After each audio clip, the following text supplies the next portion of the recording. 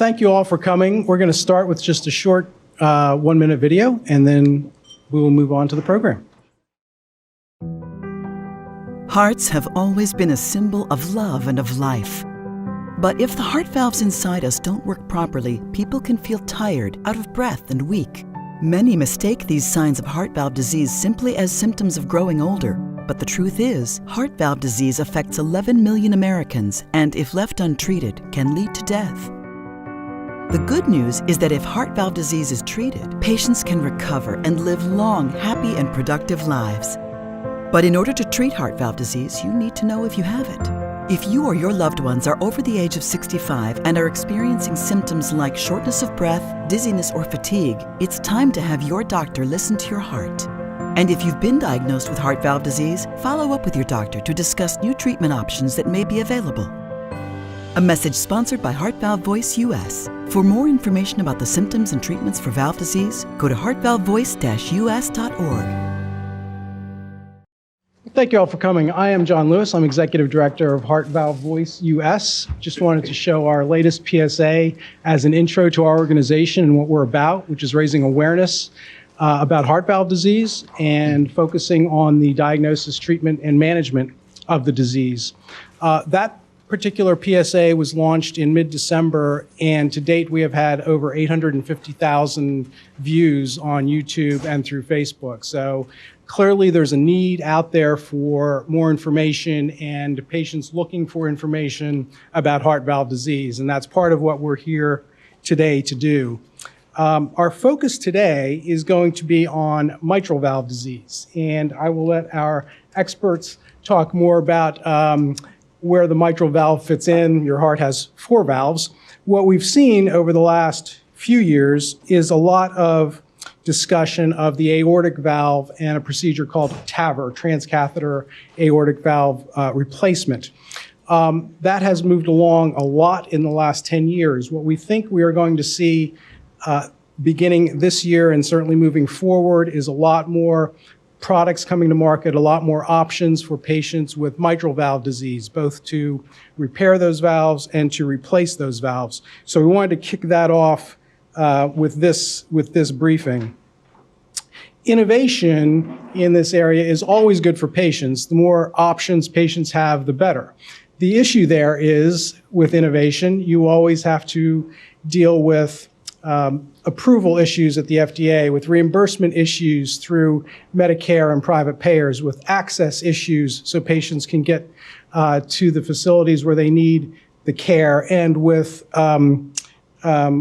issues of just awareness, and not just awareness with patients, but awareness with their care partners, with their physicians, their family physicians who may not know how to properly diagnose heart valve disease, with other cardiologists, with surgeons, so they can really work together as a heart team, as a medical team, to target the treatment that is best for those patients. And as we have new treatments coming out over the next several years, that's going to be ever more important, and that's a big part of our mission.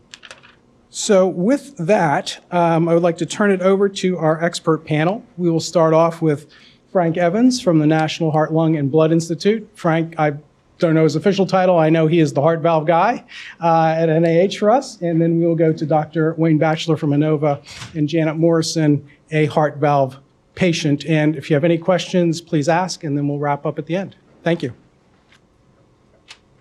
Good afternoon. I'm Frank Evans from the National Heart, Lung, and Blood Institute.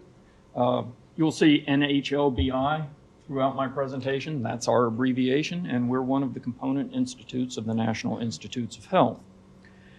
To understand mitral valve disease, it helps a little bit to understand the anatomy, both functional and structural, of the mitral valve. So I'm going to give you a little bit of information about that.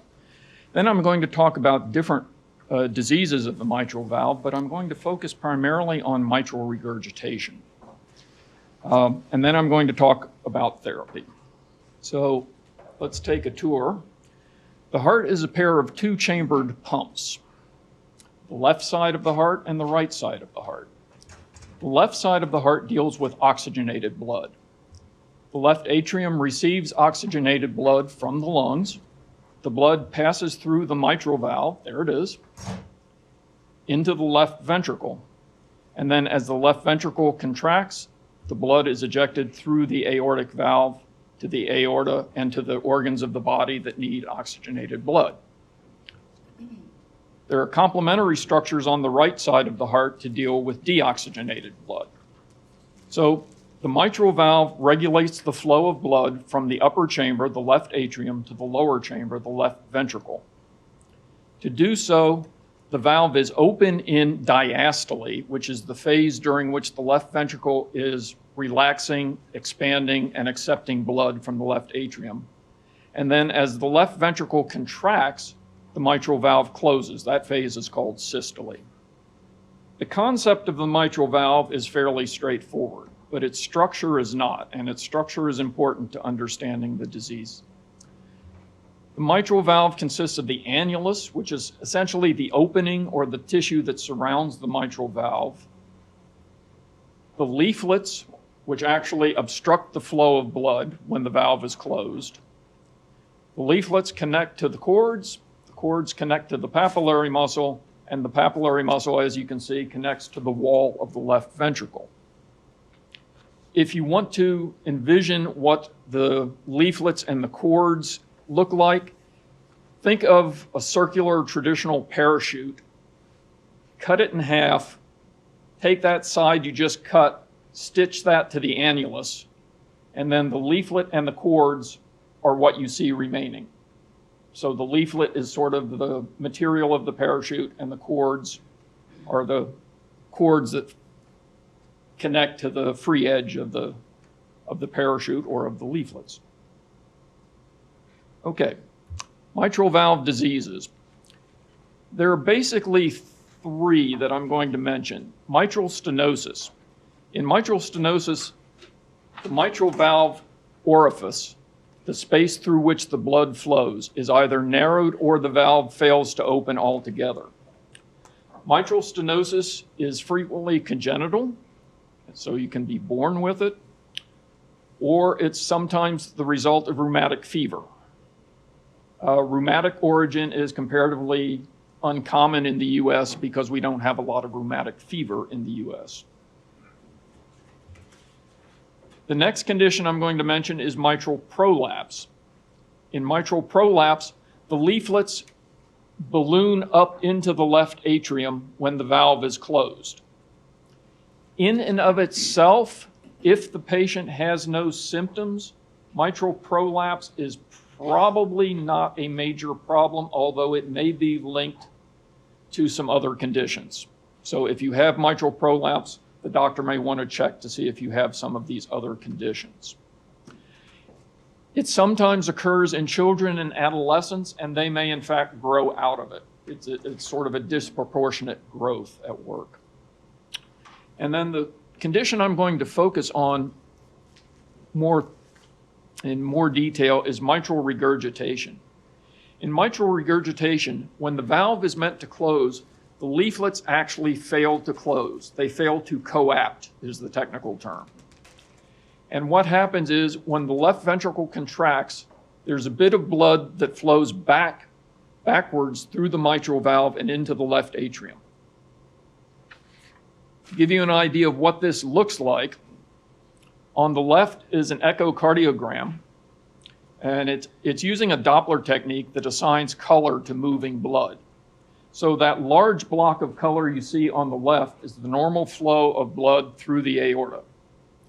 That little blue patch of color on the right is a regurgitant jet. So a little flow of blood back through the mitral valve. Echo is the definitive diagnosis for this condition, but your doctor may be able to hear this regurgitant flow by listening with a stethoscope. And that's true of the other conditions as well. The doctor may be able to hear those conditions by listening to your heart with a stethoscope. But again, a more definitive diagnosis would be echo.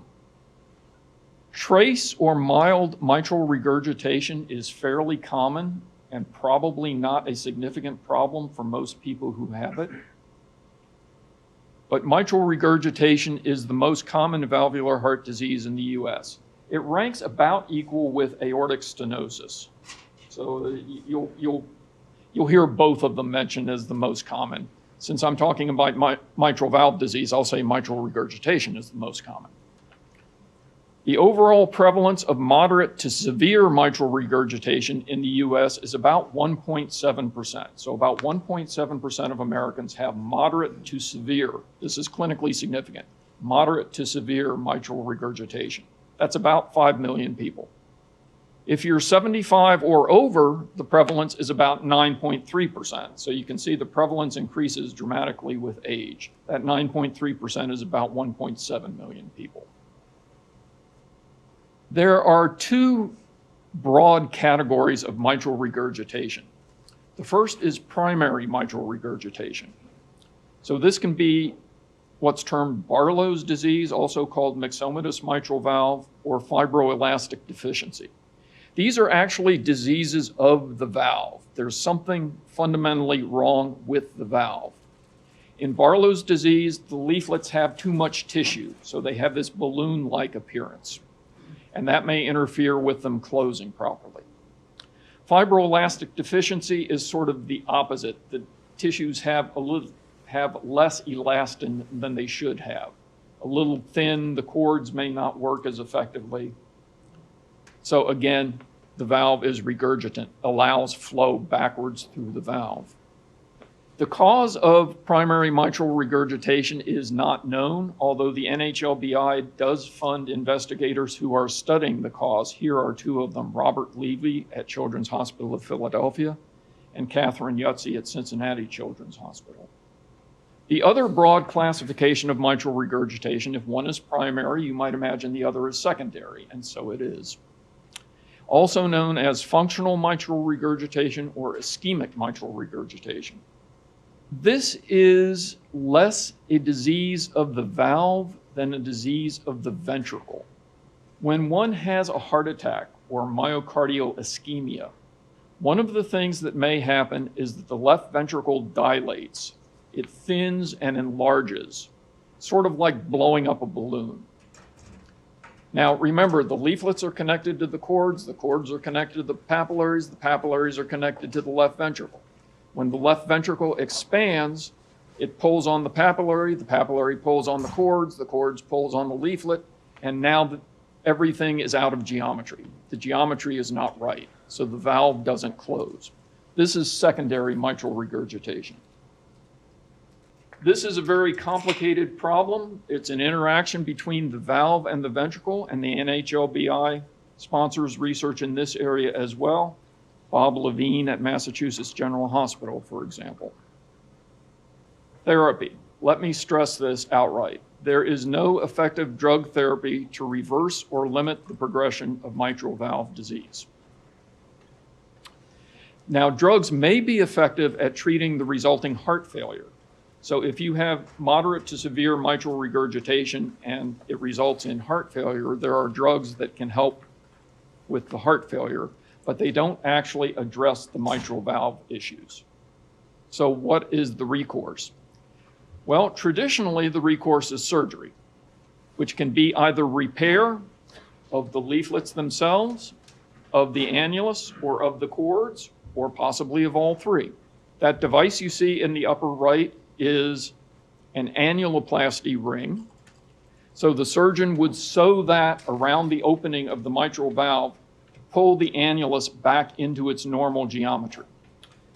The other approach beyond repair is to replace the valve. And what you're looking at there is a prosthetic heart valve. So as you might imagine, there's a lot of research done in surgical techniques as well.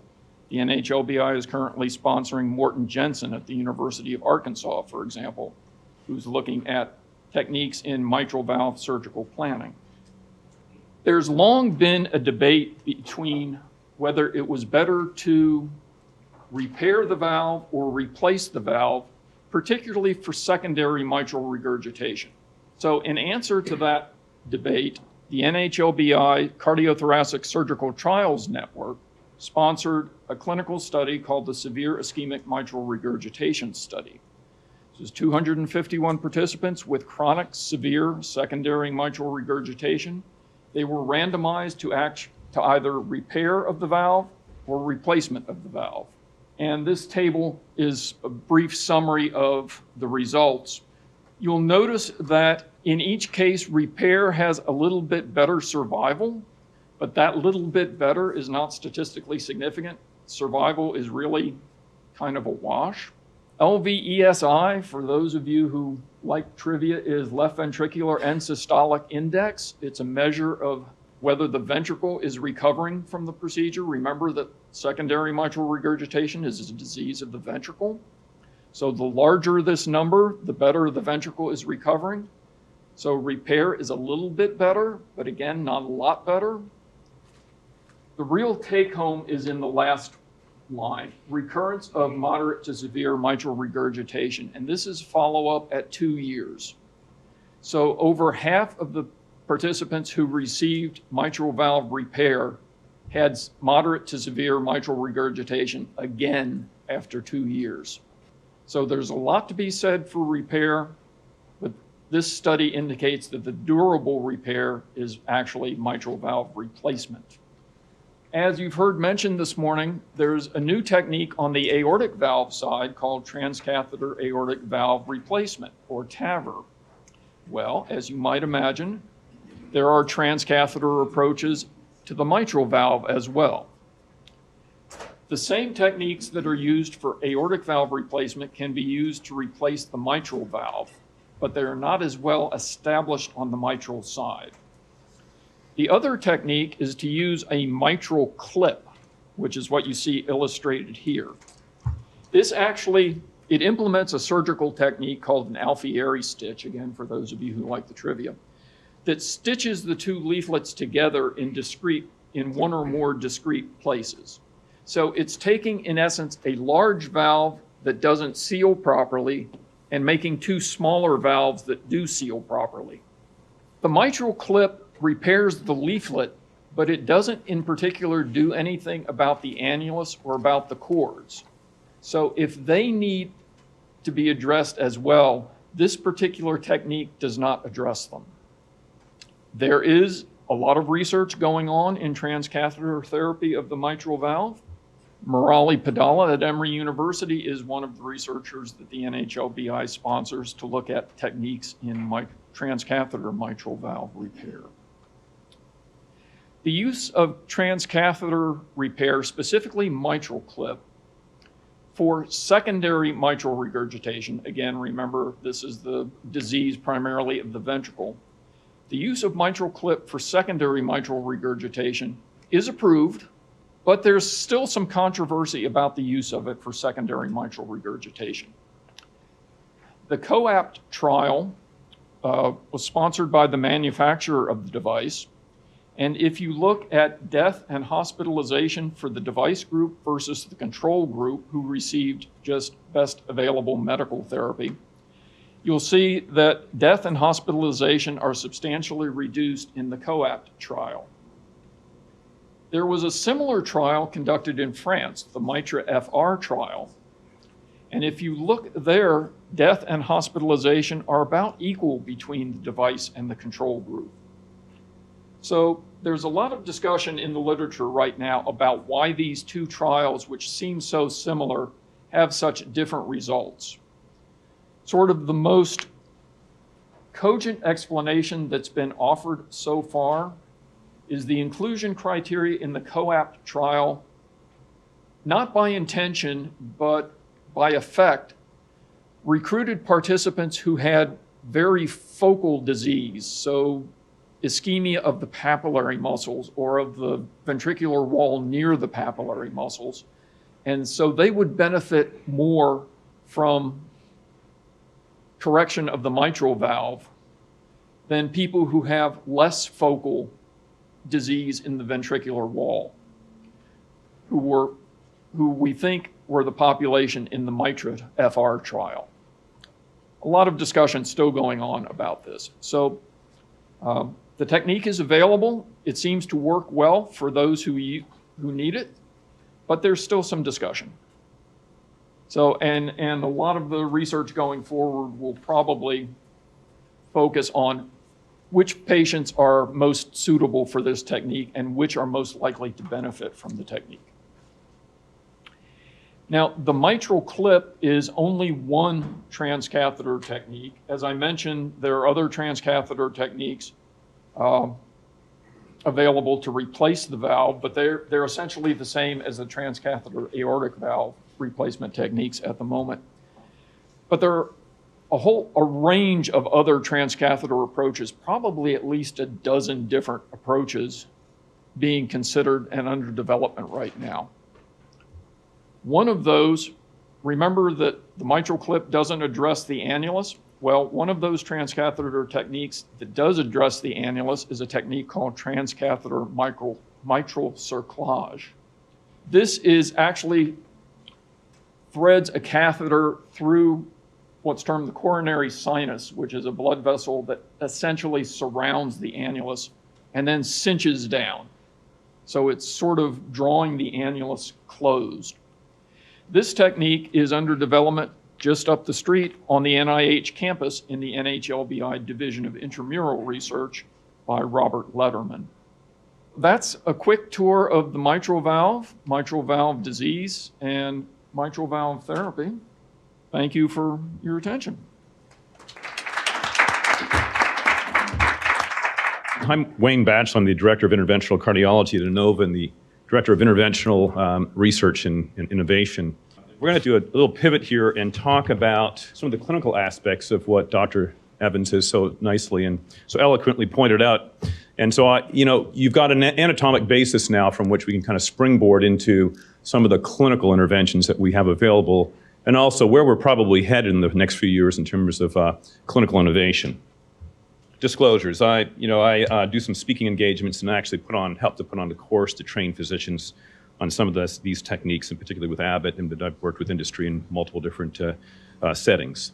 I'm not going to go over the anatomy. Obviously, Dr. Evans did a very nice job eloquently displaying the different valves and how the mitral valve in particular is going to be the topic of a discussion. And just to mirror some of the prevalence data that he presented, this is a disease that goes up with aging. You see a curvilinear increase in the prevalence of mitral valve regurgitation simply by getting over age 55 to 65. And as Dr. Evans pointed out, shown here in green, the incidence of mitral valve regurgitation, if you're above 75 years of age, is approaching 10%. So this is a public health challenge. There's no question about it. You mentioned 5 million patients with moderate to severe mitral regurgitation. I'd add to that, there are only 30,000 mitral valve surgeries per year. So we're really treating just the very tip of the iceberg in terms of some of the surgical therapies that we have to offer these patients. And why is this important? Well, there's a gradation of mortality depending on how severe your mitral valve regurgitation is. And multiple studies over the years have shown that if you have mild or minimal mitral regurgitation, it has very little impact on your survival. But as you start to get more severe mitral regurgitation, and there are different ways of grading this, these are different modalities to use to grade this, but it's usually echo. As you get into the severe categories, you start to see significant drops in survival over time, to the point where you have severe mitral regurgitation, your risk of heart failure, death, or admission to hospital for heart failure gets into really significant numbers, 20, 30% over the next several years. So from where have we come? Well, this is kind of the basis for what we've done since the mid-1960s, and that's basically open heart surgery. I tried to keep this not too gory for lunch purposes, but basically this involves being taken to the operating room, being put to sleep, an incision is made, and basically you have to dissect down to the valve, and then you actually stop the heart. You basically completely arrest the circulation to the heart, and you reshunt it to an oxygenator, and then it gets shunted back to perfuse your organs in your brain, so through an oxygenator. That allows us to completely stop the heart, and on a still heart now you can take that valve out, basically put a new valve in. It's a very complex procedure, but the surgeons have done a phenomenal job at this, and they've made it into a fairly routine operation in most cases. The challenge is obviously it's invasive, and even with minimally invasive techniques, there's still a scar and there's wound healing. And the reality is there are some complications of this procedure. It works extremely well if you don't have a lot of risk factors and you've got disease that can be readily treated with the surgery. However, there are things like bleeding, infection, stroke, and other complications that come about. from just simply having your body being invaded to this degree. And as your risk goes up for surgery, obviously the outcome is not as good. So as you get older and you have more comorbidities, other diseases involving your kidneys, brain, lungs, et cetera, the risks of getting through the operation and the risks of having a complication of the operation go up. So as you can imagine, no one's sort of asking vehemently to go to the operating room. They're just sort of saying, well, this really works very well, but there's really room for improvement potentially, and especially in the higher risk patients. So what has been the thought over the last few years? What can we do to move the ball forward in this arena? And most of the attention has been paid toward various transcatheter therapies. And by transcatheter, I mean, can we avoid opening up the chest and simply through minimally invasive techniques by threading catheters from veins and arteries, either in the groin or a small incision in the chest, can we actually deploy these technologies in an effective way to make the recovery quicker, hopefully reduce risk, improve symptoms and longevity? And so that's going to be the basis of the next several slides. So this concept of truly minimally invasive transcatheter mitral valve repair and replacement is really a thing that has come through to fruition. A tremendous area of research is involved here, and we're just at the tip of the iceberg, and I'm hoping that over the next 5 to 10 years, we're going to really see some huge strides made in this field. Dr. Evans has nicely pointed out the different portions of the valve, and as you can see here, stemming from the annulus, the leaflets, the cords, and the papillary muscles, there are anatomic targets where technologic advances have been directed. So for example, for the leaflets, there's edge-to-edge repair. We talked a little bit about the MitraClip device, the only currently FDA-approved percutaneous intervention for edge-to-edge repair. But I can tell you that there's some exciting data coming out now with Pascal in research stages, and we're looking forward to the pivotal trial that Edwards has in that arena. Now, there are multiple ways of actually modifying or correcting or replacing basically cords, the strings attached to the leaflet, and I've just listed a few of the key devices that you'll hear more about that have to do with chordal repair technologies. And then finally, the mitral valve annulus, especially as the ventricle starts to dilate. When you start to have heart failure, the heart gets enlarged. And of course, that causes this annulus, as Dr. Evans pointed out, to stretch and elongate. And there's also a conformational change in the natural shape of that annulus such that it's not maintaining the same integrity to the valve. And of course, the leaflets don't tend to come together well. They're almost, because of the dilatation, they're almost stretched to a point of not coapting well and not coming together well. So there are annular repair procedures that can be done through transcatheter techniques without opening up the chest. And that's another exciting and interesting field of investigation. So I'm going to just spend just a little bit of time on the MitraClip because frankly, this is the only edge-to-edge transcatheter repair system that we have available to us as clinicians to treat this condition.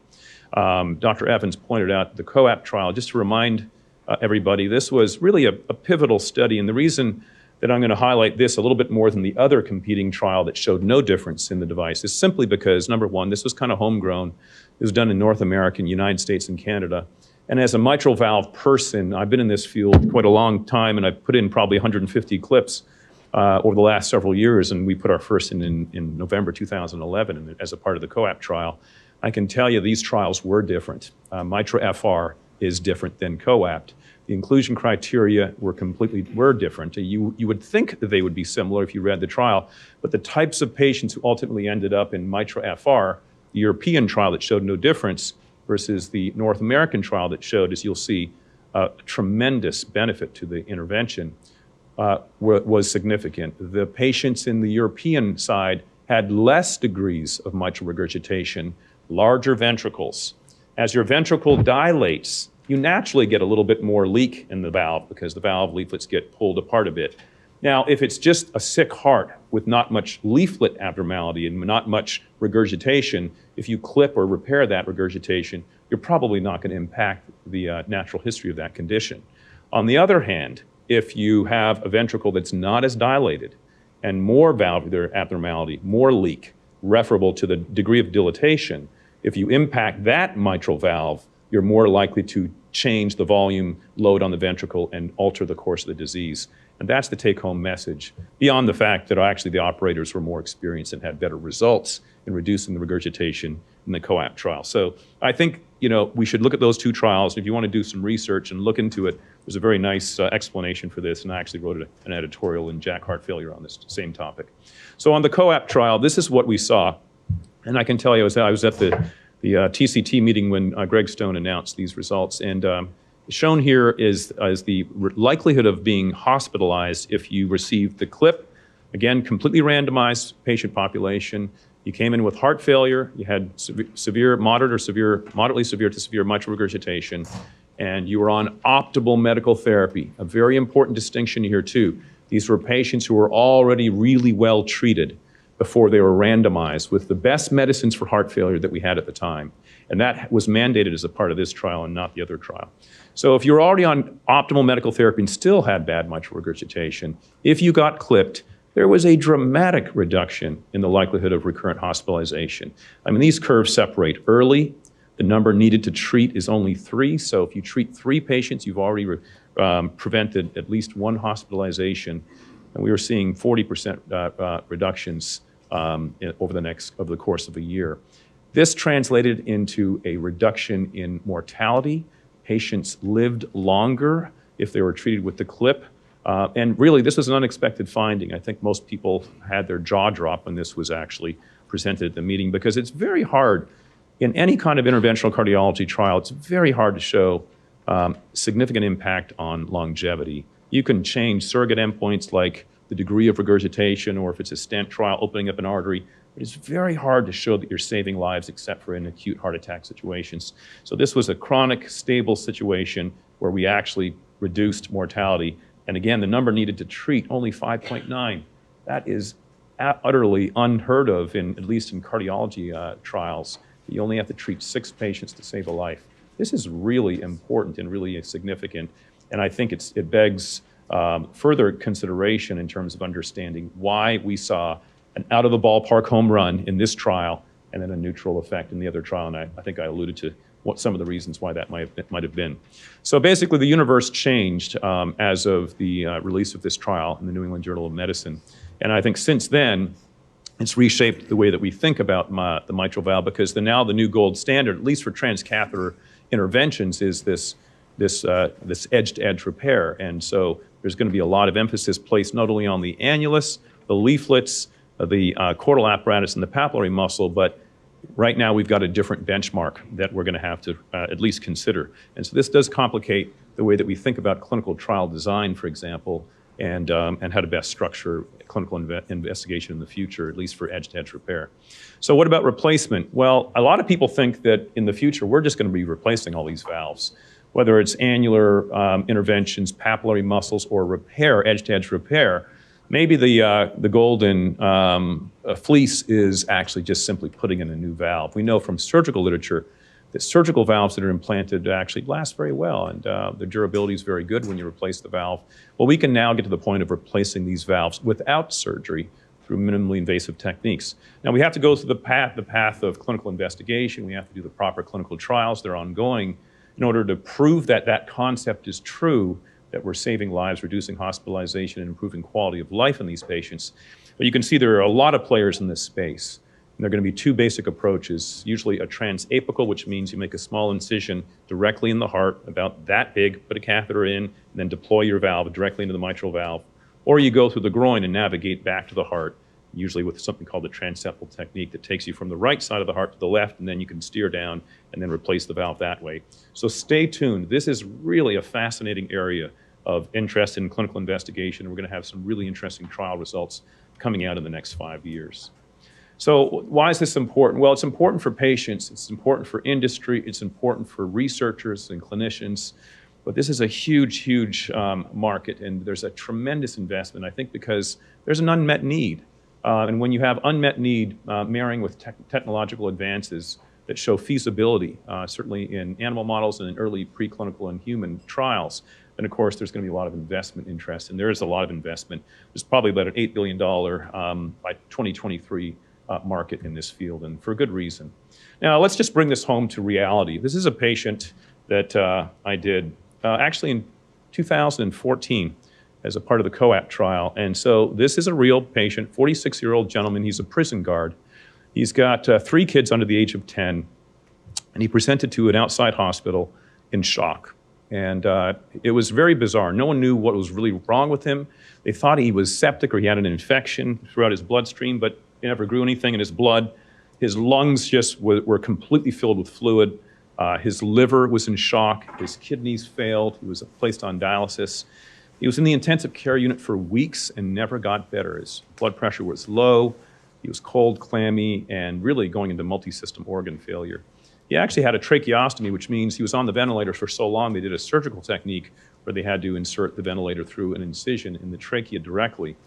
And he was on that for weeks, and they were about ready to throw in the towel, and he was actually moved to a chronic care facility. And an astute physician who was rounding at the facility listened to his heart and heard a heart murmur. And although he had an echocardiogram and ultrasound already done, the diagnosis was missed because when you have severe mitral regurgitation, sometimes it's actually hard to see and it's hard to hear. Sometimes you hear no murmur at all. Well, I got a call from this physician, and he said, I don't know what's going on, but I heard this murmur. Do you think we can get another echo? We actually sent one of our echo techs with a portable machine over to the institution and repeated an echo, and it showed severe, wide open mitral regurgitation.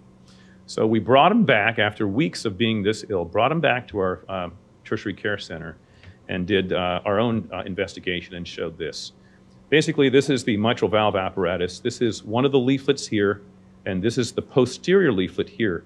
If you look carefully, you can see almost like this parachute flapping in the breeze, where instead of coming together and making a nice seal, you can see that this is a flail segment. It's torn. It's a torn leaflet. He actually had mitral valve prolapse and suddenly tore one of the leaflets, and when he presented in dire straits and ended up going into multi-system organ failure. And if you miss this diagnosis, it basically spells certain death 100% of the time. This is Doppler applied to that same valve, and what you see is all this mosaic of colors is color going in the wrong direction. This is all blood going backwards from his ventricle into his left atrium, and that translates tremendous pressures to the lungs. The lungs fill up with fluid, and like I said, it's lethal if not treated. So at the time we were in the COAP trial, but we actually, the surgeon saw him, and obviously he was not a candidate for surgery, and so we did sort of a you're on your 1 yard line and you just go for the end zone on this because you really have nothing to lose. So we took him to the cath lab and tried clipping this. So this is that mitral clip procedure that we were talking about. And this is just showing an example of putting a clip in place where we kind of sandwich the edges together and we can kind of approximate those edges, repair the valve and reduce that leak. And it took 3 clips, and about 2 hours later, we were left with this image. And if you look over here, remember that mosaic going in the wrong direction. Now you only see color going in the right direction across the valve in the normal fashion, with only trace to trivial residual mitral regurgitation.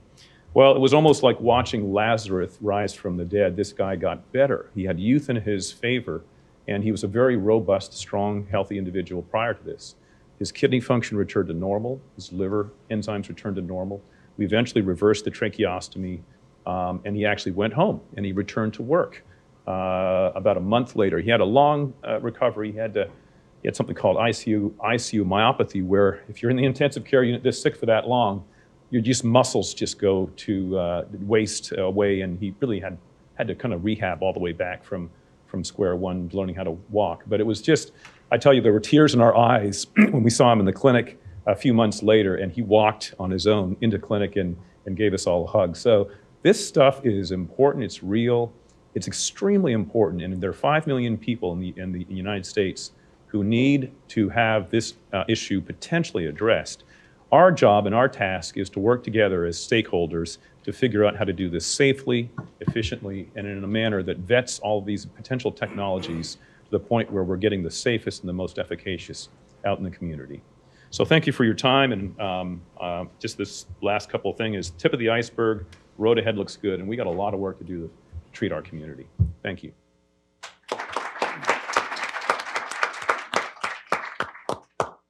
Taking questions here. Did you say the clip is only used on the reflex of the mitral valve? Yes, correct. So what do you do for severe mitral annular calcification? Excellent question.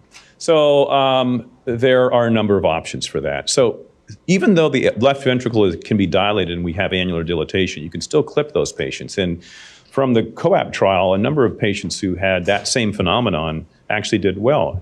So that's an option if they're deemed to be at high risk for surgery and there are no other good options. Second option, there's a bunch of investigational devices that some of which Dr. Evans has mentioned. Rob Lederman, who actually trained with at Duke. I know Rob well. He's a phenomenal investigator, and he's got a really interesting cerclage device that is looking very promising. There are other devices. There are devices called annuloplasty, percutaneous or transcatheter annuloplasty repair techniques. There are several vendors out there that are evaluating them. They're looking fairly good. They're a little more complicated to place, some of these devices, but that's going to be available to patients. And then finally, just replacing the valve. Maybe we should just put in a new valve and forget about all the complexities of the individual components of the valve. But your question's really germane. It's well-timed because we're trying to figure this out. And the valve replacements? Well, I can tell you right now, Edwards has an indication to replace a valve inside an old valve. So if you've had a valve replaced already and it's a bioprosthetic valve and you're deemed to be at increased risk of surgery because of prior surgery or age or other factors, I just did one yesterday. We did a great case yesterday. You can actually go in through the groin, cross over, and then you can switch an aortic valve, the Edwards Sapien S3 valve, turn it around because the flow's in the opposite direction, and you could actually implant it through the groin into the mitral position. And that's now becoming really pretty standard of care. It's FDA approved for patients who are at increased risk of surgery. So the reality is over time, we'll probably have technologies that are better matched for the complexity of the mitral valve. It's a saddle-shaped valve. It has cords, papillary muscles. It's very complicated, not like a single tube valve like the aortic. The aortic valve is much easier to deal with. So I think, I don't know the answer to your question, but there are multiple modalities that are going to address both annular dilatation, edge-to-edge repair, chordal repair, and then even replacement. Clinical trials will have to figure that out for us. Any other questions before we move on? All right, thank you for your time. I know we're getting to the end, and I thank everybody for their patience. My name is Janet Morrison, and in 1980, I was diagnosed with Hodgkin's lymphoma. Now, unfortunately, the story of people that have had radiation-induced valve disease and toxicities to their heart, I'm not even sure if those people are in your numbers. Are they? Yeah, they're included. Are they? Okay. Small percentage. It's getting bigger. You know, the unfortunate part for people, whether it be from breast cancer, whether it be from some of the lymphatic chest cancers, it could be from lots of different types of diseases, that people receive toxic doses of drugs and radiation to try to cure them of diseases 40 and 50 years ago. Many of the people didn't do well, but God bless all of the people that went before me, because upon being diagnosed, I had also spent a couple of years being just thought of as a neurotic, bored housewife looking for attention, because there was so little known. Oncologists just wanted to get us to live, let alone tell us about what might be in our futures. And you may know some of those people, and some of those people got diagnosed as young children and are now in their 50s. So you're looking at people who are looking at heart valve disorders, that's what we're talking about today, who were never told, they believe, that this could possibly happen to them. Not to mention all the other secondary cancers, other types of disorders that come from the types of radiation and the toxicities of the chemotherapies that came along.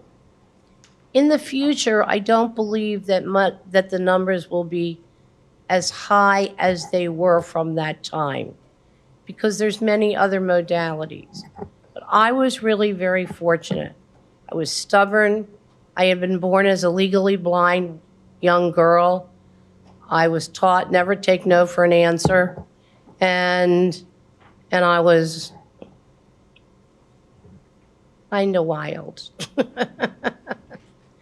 But I really was sick.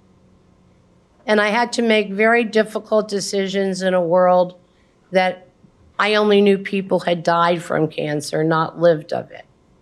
And the idea of secondary things that could come and haunt me later on, I never believed that I would live that long. Nor did most of the people that I know, or the hundreds and thousands of people who get on Facebook pages today and share their experiences now that they're involved with heart valve issues. Other issues also, but particularly for today, heart valve. I had a patient advocate who was great.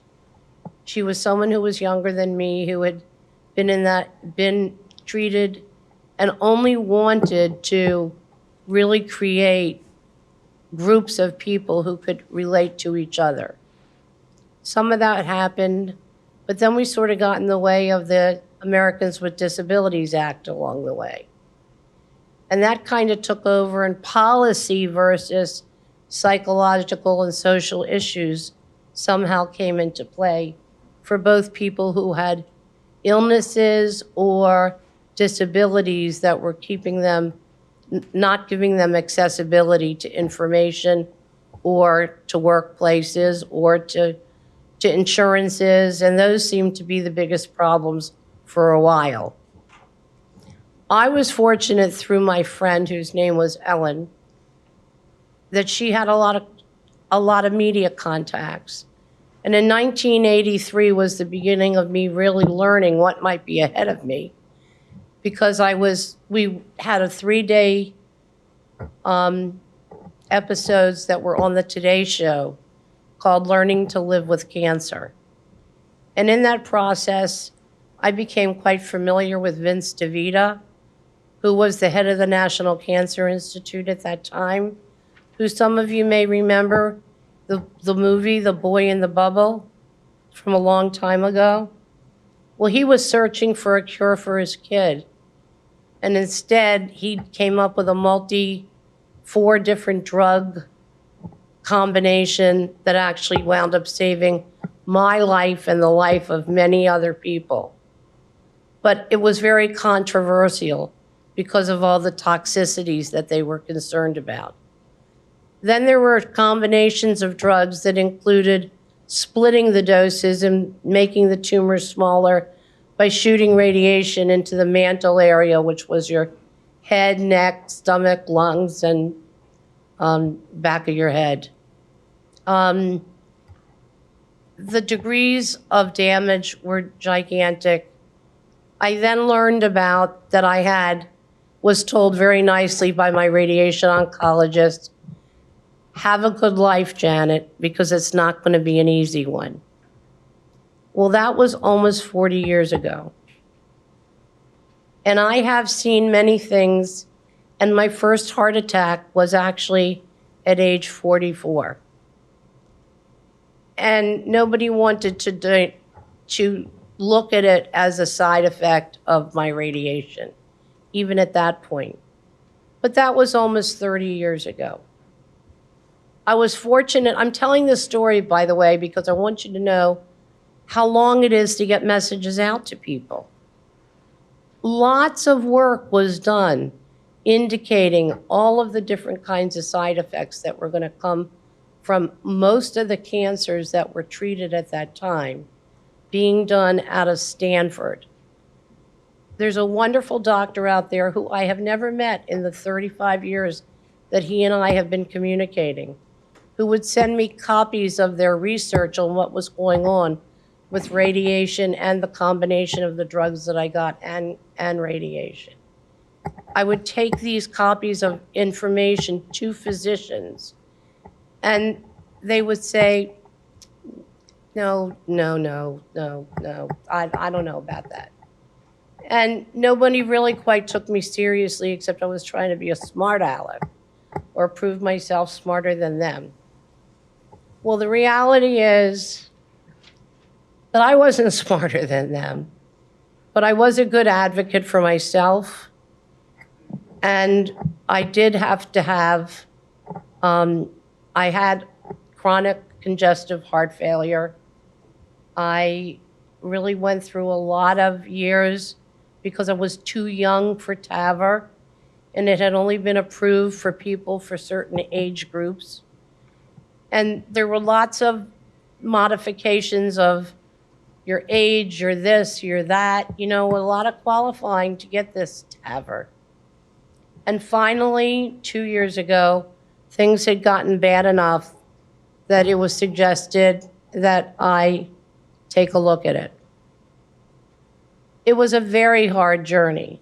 There isn't even a list of questions that's been published that I'm aware of that suggests what you should ask your doctor when you're going to see an interventionalist.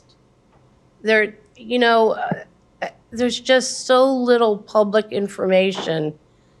And even though radiation-induced cardiovascular disease may have its uniquenesses, and I think it does, as to the condition that you're going to actually get the people in and the age that you may get them in also. The reality is we have to all start somewhere. So I love February because it's Heart Month. And that's a wonderful thing. And everybody thinks of chocolate candy and presents and, oh, who do we love? Who do we not love? Who do we miss? We're beginning. This is a wonderful thing that you've had this begin right at the edge of January. And as February comes along, I hope you will think about the people that you know and the people that you've loved. I'm very grateful to Edwards, the company that you've heard about. That doesn't mean that there aren't many other devices that are out there.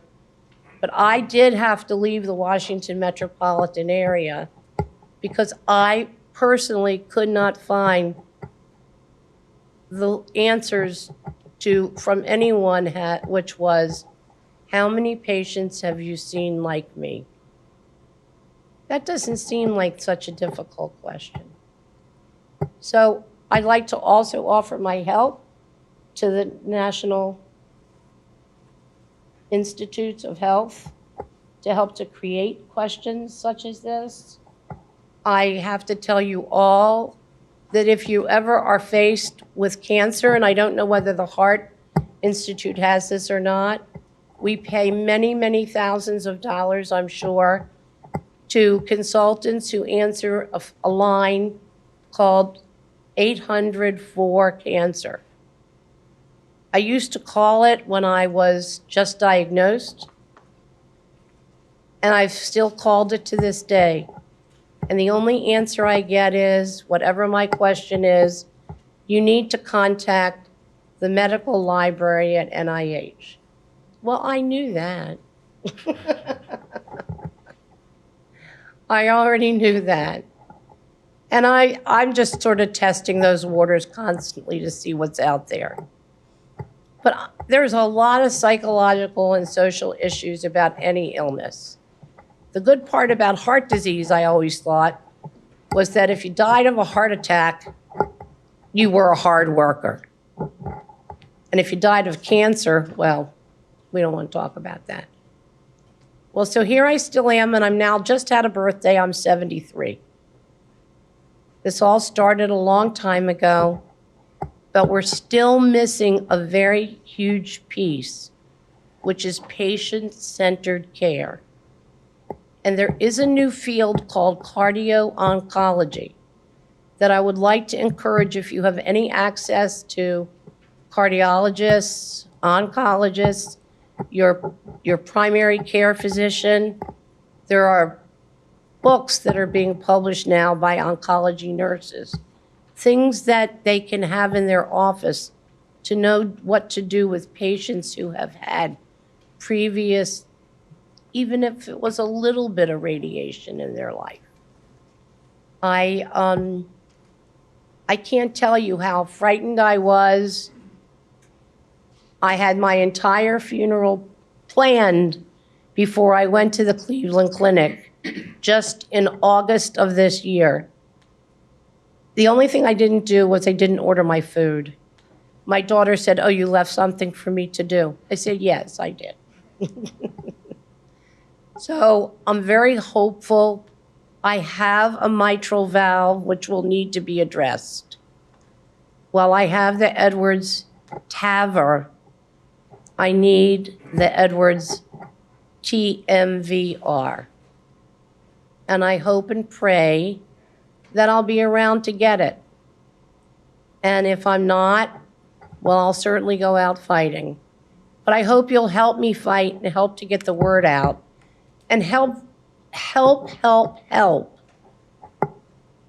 Valve Voice, because they have, and other organizations that are their colleagues, to get these messages out, because it's the only way that you can save your mothers, your fathers, your sisters, your brothers, your cousins, your aunts, your uncles, and yourself.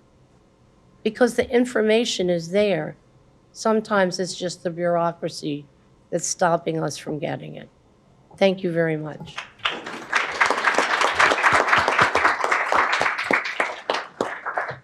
Thank you. We're going to wrap up. Thank you to our panelists, Frank and Wayne and Janet. And I always make the point that, especially here on the Hill, it's great, you know, we've got lobbyists, we have policy people, we have patient advocates, we can bring in researchers and physicians. Scary. We really have to bring in the patients because nobody tells the story better about why we talk about healthcare, and that's why we ultimately have this briefing, and that's why our organization exists. Janet had mentioned that February is Heart Month, and I have to mention that February 22nd is Heart Valve Disease Awareness Day. And I hope you all grab a pair of glasses, or we've got Lindsay Clark in the back of the room, the Alliance for Aging Research would be happy to send you glasses, and look for a lot of social media and a lot of activity around February 22nd as we raise awareness about this disease. Thank you all for coming. If you have any questions, happy to take them or afterwards. Thank you.